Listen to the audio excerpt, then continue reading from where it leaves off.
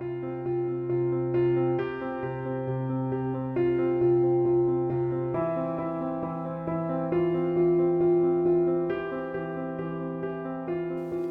tarde, irmãos.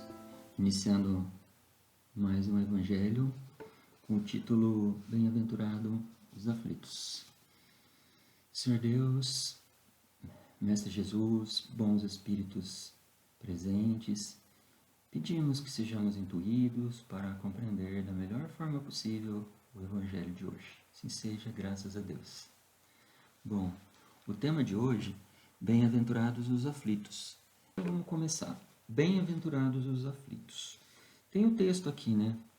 Eu não vou ler tudo porque acaba tomando muito tempo. Depois vocês podem consultar no próprio Evangelho os trechos de São Mateus e São Lucas, onde ele diz que bem-aventurados os que choram, pois serão consolados. Bem-aventurados os famintos e os sequiosos de justiça, pois serão saciados. Bem-aventurados os que sofrem perseguição pela justiça, pois que é deles o reino dos céus. Então ele está falando aqui no texto, né, como sendo de Jesus, que são bem-aventurados os que sofrem. Né? Aí vem o tema de hoje, né? Justiça das aflições. Como assim, né? Aflições, justiça das aflições. Bem-aventurados os que choram, pois serão consolados. Você pode falar, nossa, mas tem gente que vem aqui e chora a encarnação inteira, mas é bem-aventurado porque ele vai conseguir justiça? Vai, mas não nessa encarnação. Essa encarnação é para a gente conseguir uma compensação com relação à vida futura, né?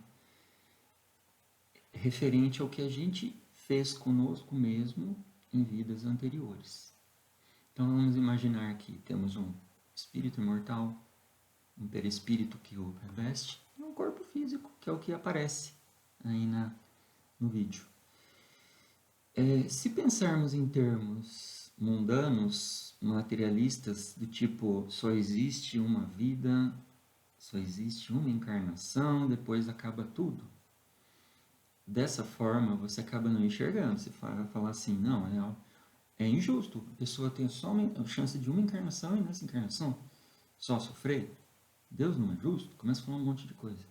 Na verdade, temos que entender que a fé no futuro consola, né? Mas não explica essas anomalias. Outra coisa, Deus é infinito das perfeições. Ele não vai querer fazer maldade com ninguém. Falar, você vem com um defeito físico, você vem passando necessidades materiais, você vem com um olho a menos, você vem com uma perna a menos, quanto que você vem com muito dinheiro, com muita saúde. Então, não é assim que funciona. Na verdade, Deus é uma coisa muito superior a tudo isso. E Ele é bom. E Ele sempre nos dá a chance. Ele é o infinito das perfeições.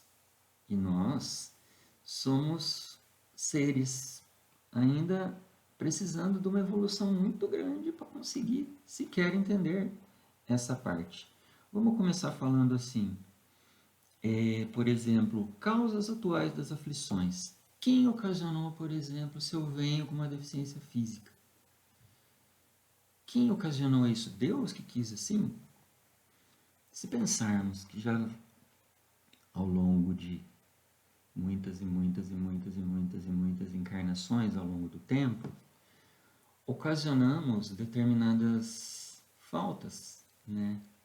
Cometemos diversos pecados, e esses pecados contra o próximo, por exemplo, acabam ocasionando numa encarnação posterior você vir com determinadas provas ou expiações a cumprir. No caso, expiações, no caso de alguém que cometeu mal a um outro. Né? Por exemplo, eu cortei o braço de muitos irmãos numa encarnação, e nessa encarnação eu venho sem um braço. Né? Está sendo uma expiação minha. Ok? Como diz assim, o homem é o lobo do homem. Quem ocasionou em mim um braço a menos? Fui eu mesmo em outras encarnações anteriores. Né? Aí alguém pode falar, mas o que ocasionou uma pessoa ser muito bem-sucedida, muito rico, cheio de bens materiais, né? Ninguém passa necessidade na sua família? Por que que ele é assim?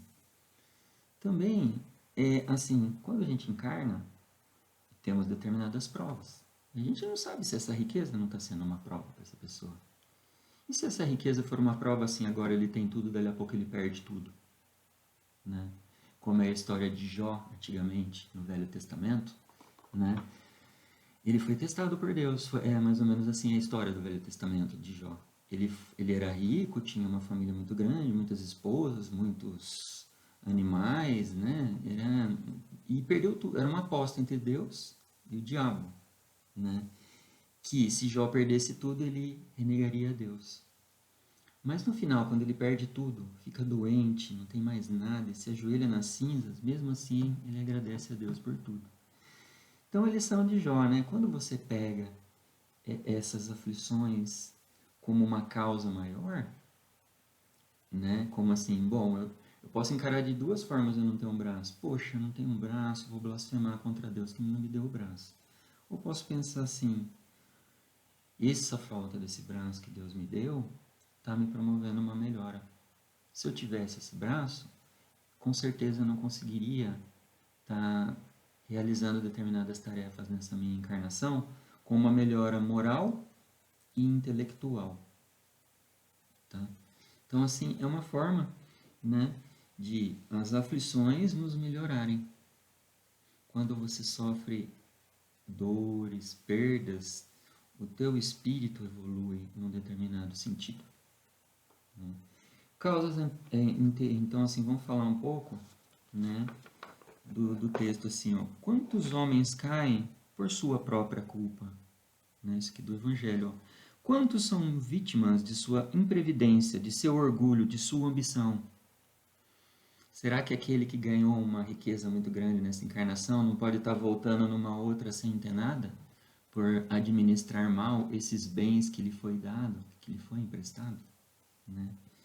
A riqueza transita no mundo. Sempre vai ter riqueza, sempre vai ter pobreza, sempre vai ter dor, sempre vai ter alegria. Mas daí se faz uma pergunta, né? É mais pro fim, mas já vou fazer agora. Dá para ser feliz o tempo todo? Dá para ser feliz o tempo todo aqui na Terra? Na fase evolutiva em que estamos? Jesus veio aqui para ser feliz o tempo todo? Não. Seus apóstolos, depois que souberam da missão, queriam ser felizes o tempo todo? A felicidade o tempo todo é uma utopia. E não dá para ser feliz o tempo todo num planeta que é uma mistura de hospital e prisão, pois estamos num mundo de provas e expiações. Enquanto temos que passar por provas, somos diferentes daquele aluno, por exemplo, que você sabe que ele sabe tudo. Uma sala onde todos os alunos sabem tudo que você ensinou. Não faz sentido você fazer uma prova dele se você sabe que todos, se você tem certeza absoluta que todos sabem tudo. Não é verdade? É o mesmo que acontece com a gente. Enquanto a gente está tendo que fazer uma prova aqui na Terra, significa que ainda não atingimos tudo aquilo que precisamos. Né? O que mais? Vamos falar agora causas anteriores das aflições. Punições na encarnação atual. Deformidades, idiotia, flagelos naturais, né? Acidentes, desencarnes coletivos, um monte de coisa que gera dor. O que ocasiona tudo isso? Né? Então eu separei aqui, né? Se a gente for falar, o homem, pois, nem sempre é punido ou punido completamente na sua existência atual. Olha isso. Mas não escapa nunca às consequências de suas faltas. A prosperidade do mal é apenas momentânea. O que ele está falando? Aquele mal, sua mãe, que é próspera, é momentâneo. Se ele não espiar hoje, espiará amanhã. Ao passo, aquele que sofre está espiando o seu passado. Por exemplo, vamos falar numa coisa pesada. Hitler, né, Mussolini, aquelas pessoas que levaram toda a população a guerras e muitas mortes, muita desgraça. Todos esses espíritos que desencarnaram por causa deles. Né? Será que se eles reencarnassem agora em uma encarnação daria para pagar tudo que eles fizeram com todos aqueles outros? Né? Será que daria? Com certeza não. Com certeza não. Até porque muitos desses espíritos estariam atrapalhando aqui para que eles perdessem essa encarnação, caindo em fascinação, um monte de coisa. Então, o homem, pela ação de uma rigorosa justiça distributiva, sofre o que fez sofrer aos outros. Então, imagina, se ele fez sofrer todo aquele povo, quanto que ele vai ter? Eles teriam que sofrer? Em uma encarnação daria?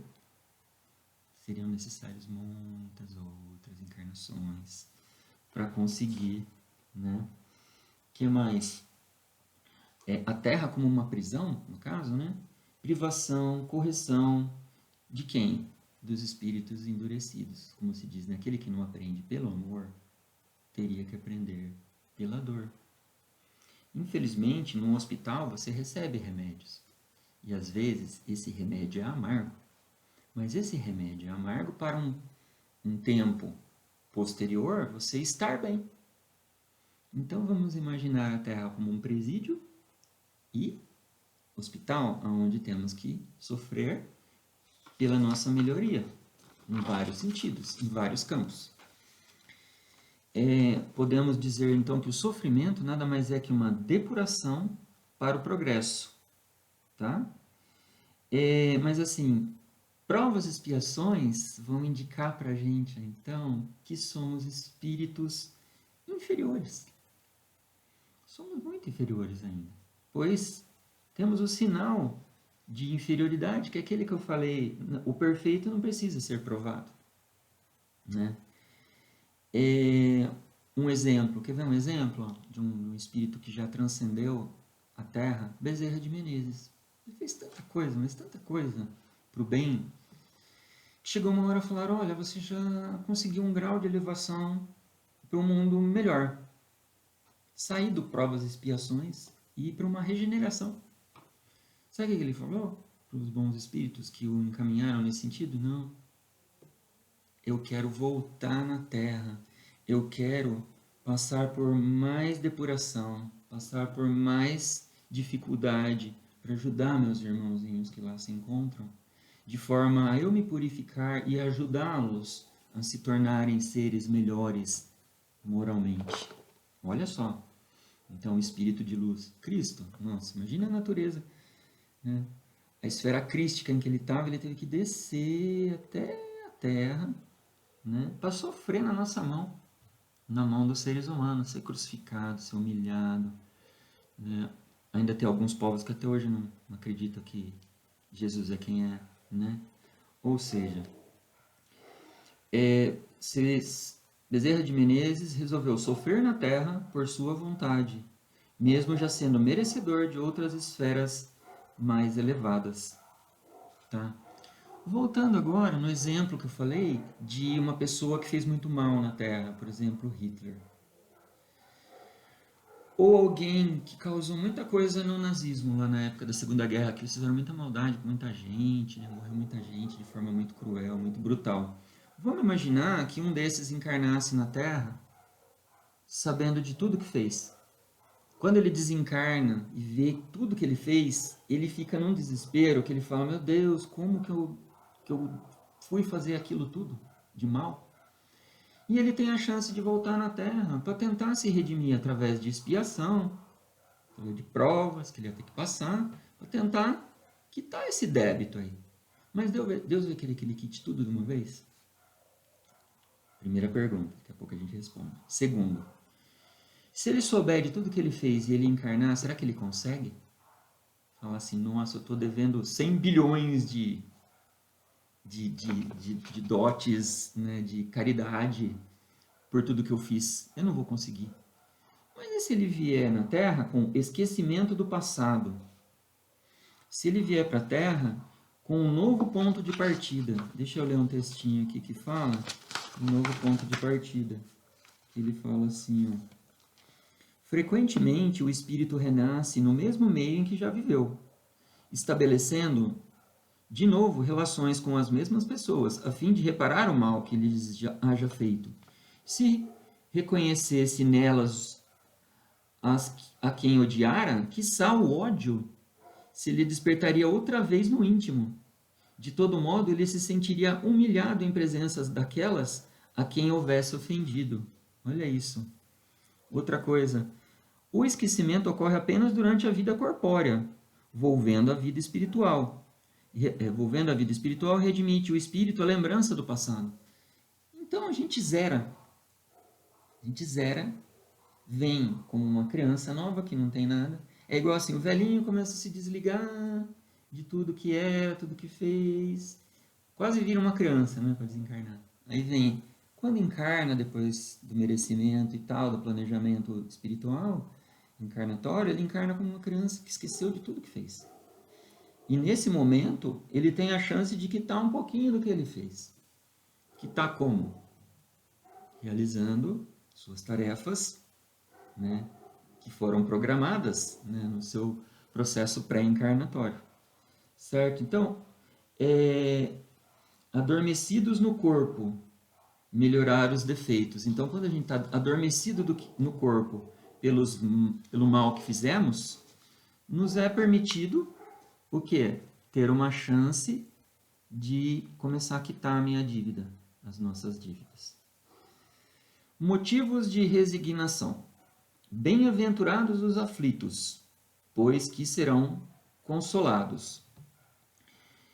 Pois serão consolados. O que significa isso? Significa quitação do débito. Né? Se você vem e é um aflito, aceita a sua prova, né? Tipo, estou doente, por exemplo, estou doente, aceito um tratamento médico no qual sofrerei vários procedimentos para que no final me tenha sido extirpado aquilo que me fazia mal. Né? A mesma coisa acontece quando a gente aceita a aflição. Por exemplo, a gente pode ter um parente em uma determinada fase da vida que fica doente e depende única e exclusivamente da gente. Há duas formas de encarar isso. Ai, meu Deus, que fardo que Deus me mandou. Ou, obrigado, Senhor, por essa chance de conviver um pouco mais com esse meu ente. Né? Obrigado pela oportunidade de eu estar, né, conseguindo através da minha de resignação, conseguir através de muita força espiritual, né, pedindo ajuda aos bons espíritos, a compensação para os que sofrem com resignação. Né? Conseguir a compensação depois, o prelúdio da cura, da minha cura. Então, quando eu cuido de alguém, eu não estou cuidando só dele. Dependendo do jeito que eu encaro, como eu cuido dele, com amor, eu estou, de certa forma, quitando um débito ali meu de alguma coisa que eu fiz de mal para alguém. Tá? Não necessariamente assim, mas uma causa gera um efeito. O que mais? Sofrimentos desse mundo são o pagamento da dívida de passadas faltas. Né? Isso fica bem claro, né? Acho que nem precisa entrar em muito detalhamento. Então, é como se fosse assim, vamos imaginar que um pedreiro chega no final da obra. Falta só assentar os detalhes finais de uma casa. E ele vai receber só um pouquinho por aquela obra. Né? Ele pode pensar assim, nem vou tentar. Né? Para ganhar tão pouco, nem vou tentar. É igual esse espírito, um espírito que matou muita gente numa guerra, vem aqui falar, essa encarnação inteira para não quitar nenhuma das minhas mortes, por exemplo, nem vou tentar.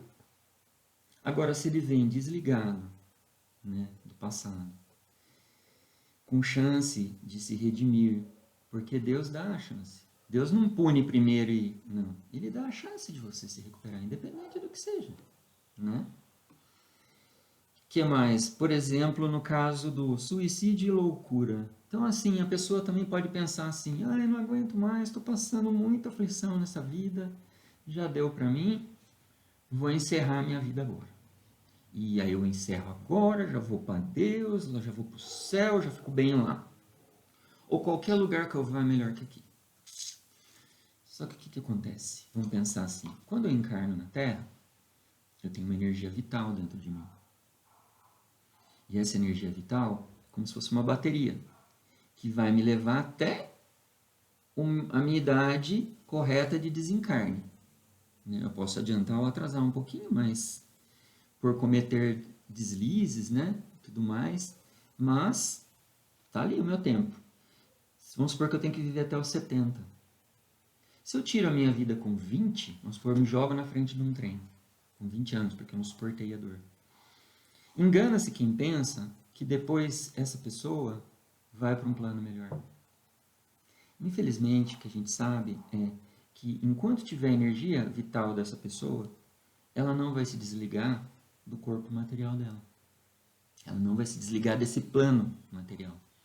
Então, ela vai ficar vendo várias vezes, ao longo de todo esse tempo que falta, ela tentando terminar com a sua vida e sofrendo todas aquelas dores.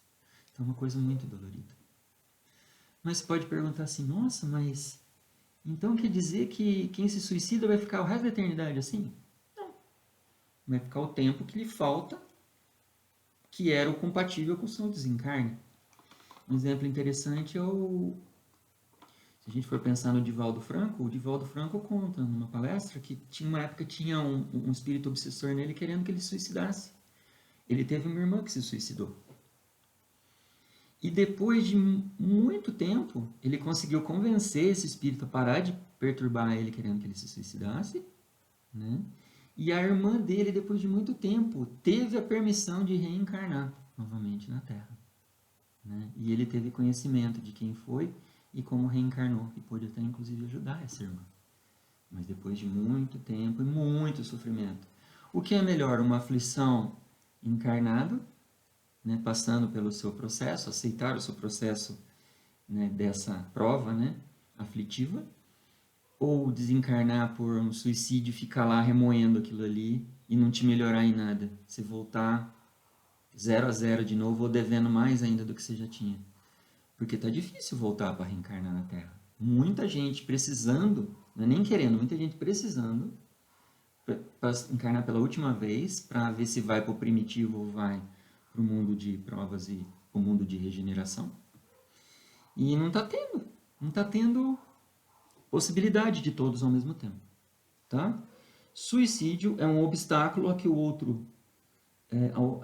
suicídio é um obstáculo a que no outro mundo eles se reúnam aos que foram objetos de suas afeições. Vamos supor que a minha avó já desencarnou, meu avô já desencarnou, o meu pai já desencarnou. Estão todos me esperando ali para eu desencarnar daqui um X tempo. E eu resolvo me suicidar agora. Eles vão... Talvez eu perca durante esse tempo que eu vou ter que ficar purgando lá o meu suicídio, o tempo que eu poderia estar com eles no outro plano, né? No plano espiritual, na erraticidade, que poderia depois... Quem sabe depois que eu cumpro, eles já estão encarnados em uma outra vida.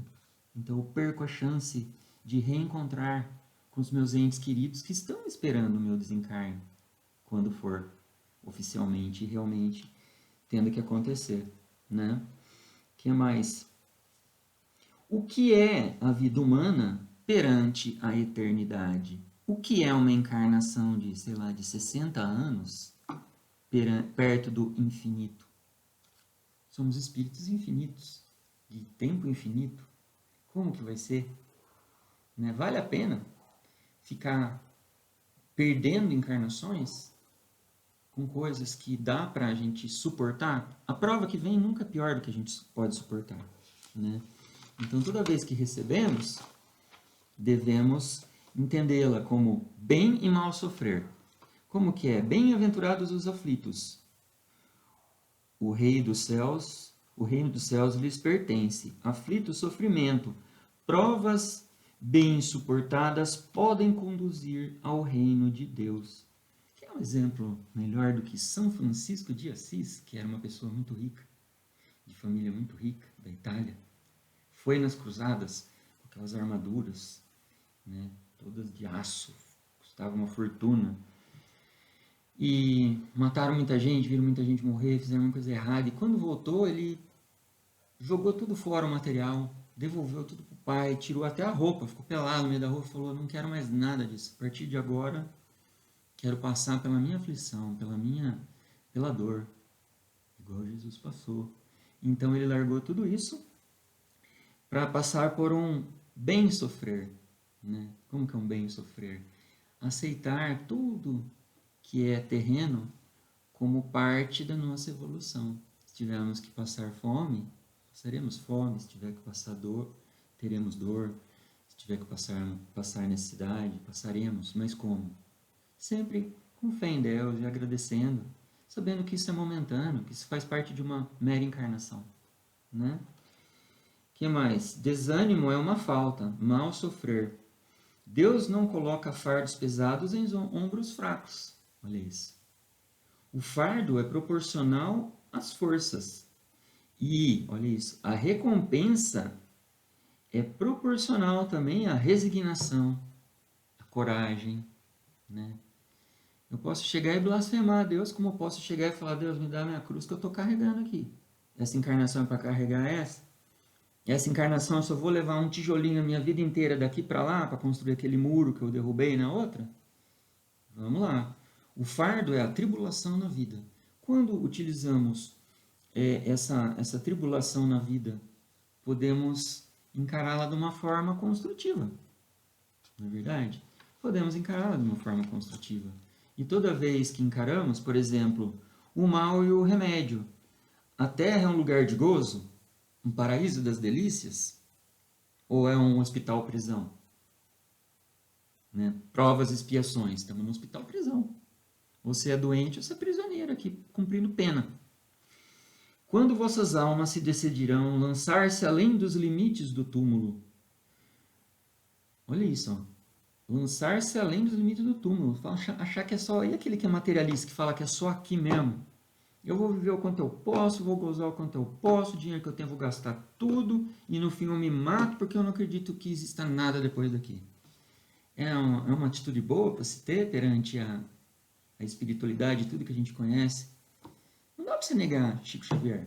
Você pode até negar o espiritismo. Você chega lá, uma pessoa dessa. Como que ele vai negar uma pessoa que transcreveu todos aqueles livros lá, psicografou a vida toda, aqueles 500 livros lá que ele fez? Como? Como?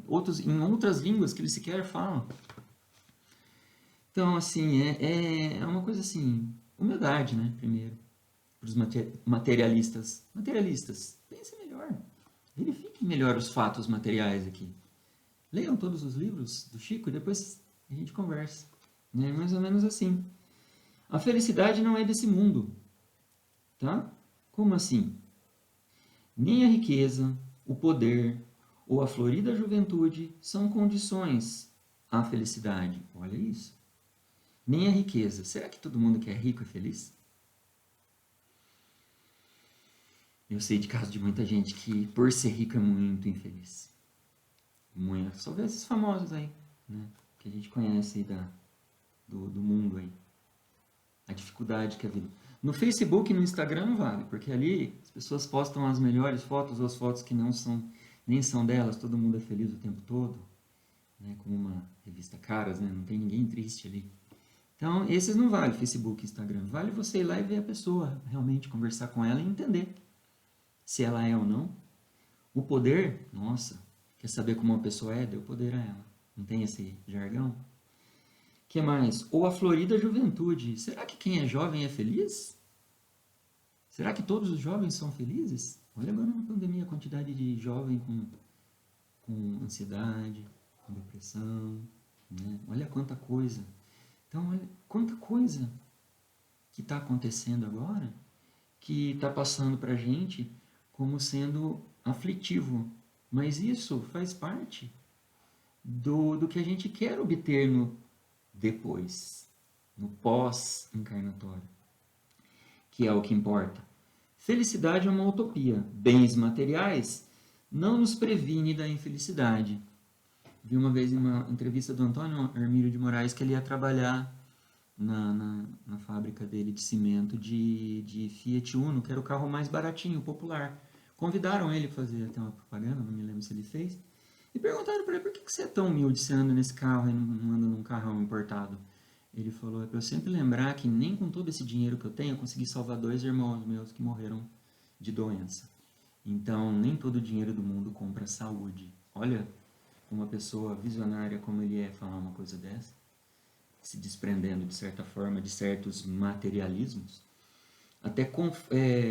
E é um ponto de vista dele interessante, de como ele atua com pessoas amadas e perdas de pessoas amadas. Por que julgamos a justiça divina?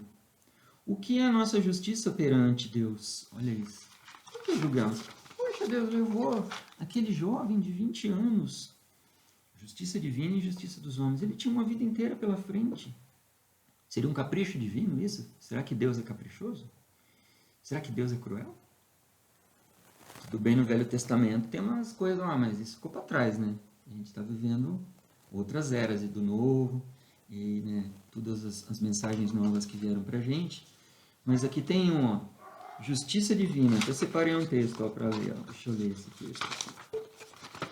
Será que Deus é cruel? Convido a leitura. Ó. Se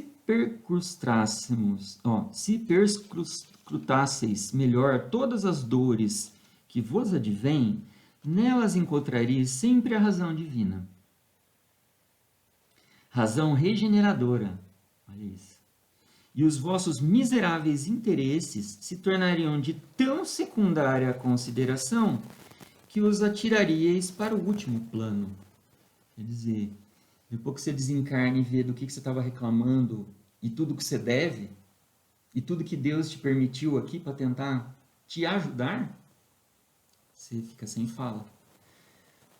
Não é vítima da fatalidade aquele que morre na flor dos anos. É que Deus julga não convir que ele permaneça por mais tempo na terra. Olha isso. O que é a terra?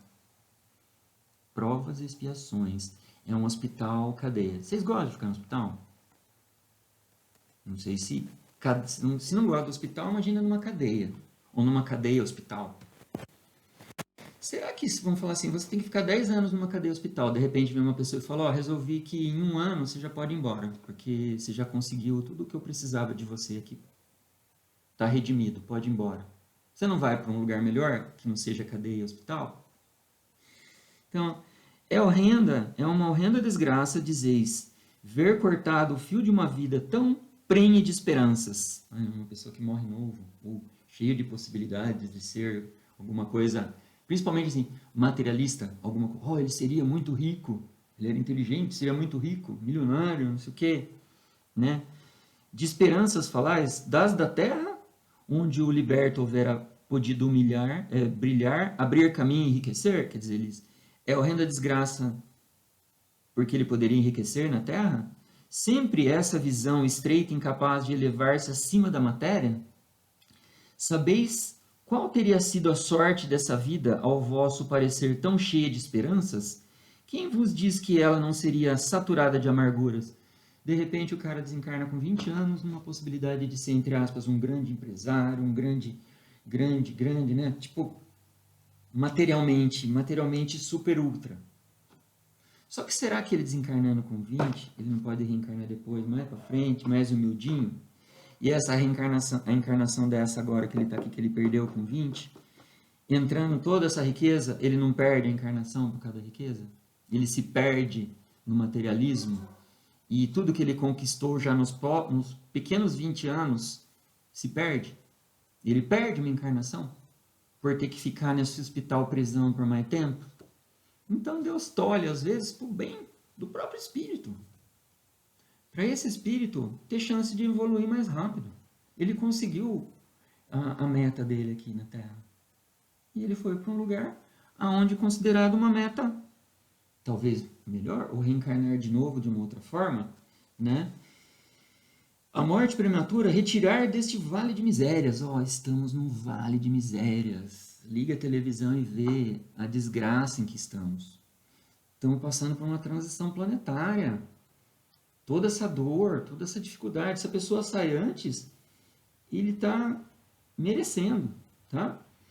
Os corpos fluídicos dos desencarnados prematuramente nos envolvem. Olha isso. Eles voltam para ajudar a gente. De repente ele desencarna para voltar sendo um espírito que vai intuir a família dele a não fazer uma burrada muito grande, né? Ou para ajudar um irmãozinho que ficou aqui, né? Sofrem com o nosso sofrimento, com a nossa revolta. Então, quando alguém desencarna muito novo e toda a família fica revoltada, para de ir na igreja, para de ir no centro, para de ir no culto e fica revoltado com Deus e começa a descaminhar, começa todo mundo beber, perder. O espírito que desencarnou vai ficar triste,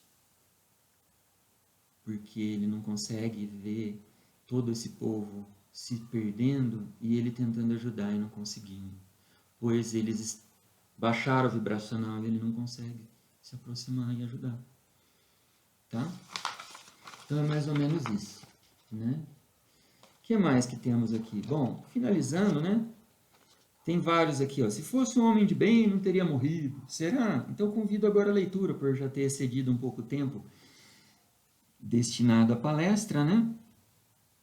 E convido, ó, são vários outros, ó. Se fosse um homem de bem, teria morrido. Os tormentos voluntários, está tudo nesse capítulo do Evangelho, ó. A desgraça real, a melancolia, provas voluntárias, o verdadeiro silício, né? Dever-se-á por termo as provas do próximo. Então você vai vendo, tem um monte de coisa aqui. E convido todos à leitura, né, disso tudo, finalizando da seguinte forma, né? Bem-aventurados os aflitos, bem-aventurados os que choram, por serão consolados, bem-aventurados os famintos, os sequiosos de justiça, pois serão saciados. Aonde? Não aqui. Depois daqui. Acredite, tenha fé e faça o que você pode. Tenta ajudar seu irmãozinho, né, da melhor forma. E que no final tudo é justo e bom. Muito obrigado. Assim seja, graças a Deus.